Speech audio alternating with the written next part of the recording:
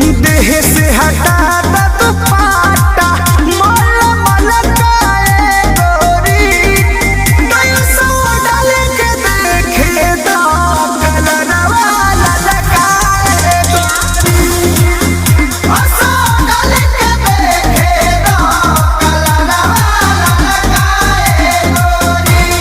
अरे लगवा लो।